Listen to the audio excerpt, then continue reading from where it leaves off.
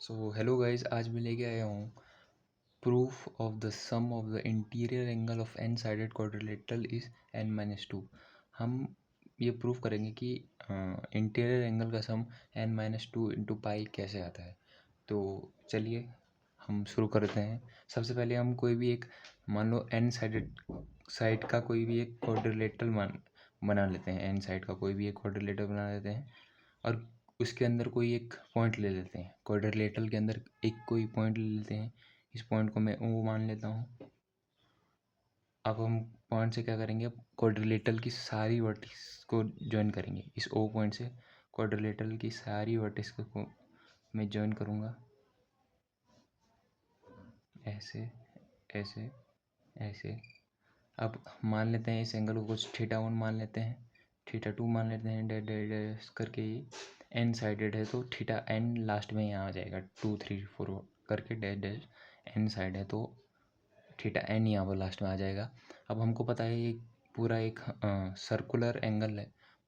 इस एंगल का सम कितना होता है, θ1 plus θ2 plus dash dash dash θn बराबर 2 पाई होगा। 2 पाई यानी कि 360 डिग्री, क्योंकि हम पूरा गोल घूमे हैं। आपने ये बचपन में ये पढ़ा ही होगा, तो उसका हम यूज़ करेंगे। इसको एक इक्वेशन 1 नाम में दे देते हैं। और चलिए ज़रा, हाँ, जैसे ये ट्रायंगल है जिसमें θ1 एंगल है, उसके दो और एंगल को हम अल्फ़ा मान लेते हैं। एक को A1 मान लेते हैं और दूसरे को B1 मान लेते हैं। वैसे ही जिसमें θ2 एंगल है उसको A2 मान लेते हैं, उसमें B2 मान लेते हैं और दूसरे को B2 मान लेते हैं, डैश डैश डैश। जब हम लास्ट ट्रायंगल पे जाएंगे जिसमें एंगल है θn, उसमें हम क्या मान लेंगे, एक एंगल को AN और दूसरा BN। तो हमको क्या पूछा है, इंटीरियर एंगल का सम। इंटीरियर एंगल यही तो है, A1 plus B1 plus A2 plus B2 plus dash dash dash plus AN plus BN। तो चलते हैं, इंटीरियर एंगल का सम, इंटीरियर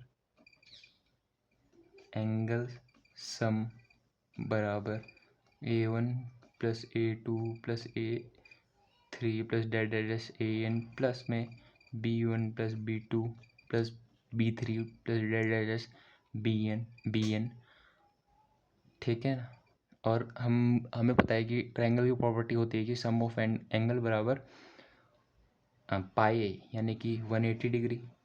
तो ये भी हमको पता है, A1 प्लस B1 प्लस θ1 बराबर पाई हम लिख सकते हैं।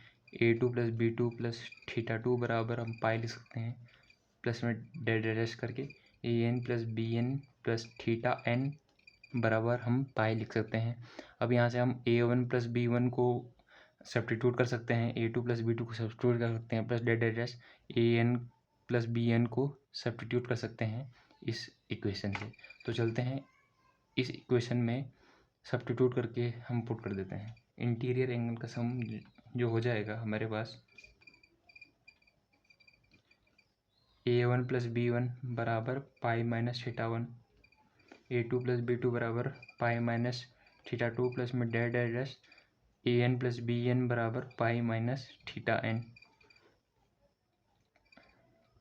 ठीक है, तो ये n टाइम्स पाई ऐड हुए हैं तो n इंटू पाई हो जाएगा यहाँ पर, minus θ1 plus θ2 plus dash dash dash θn n pi minus equation 1 से हम जानते हैं कि θ plus θ2 plus dash dash θn बराबर 2 पाई। तो हम यहाँ पर सब्स्टिट्यूट करेंगे 2 पाई को इस इक्वेशन में और हम पाई कॉमन ले सकते हैं और पाई इंटू n-2 आपका आ चुका है। Thank you.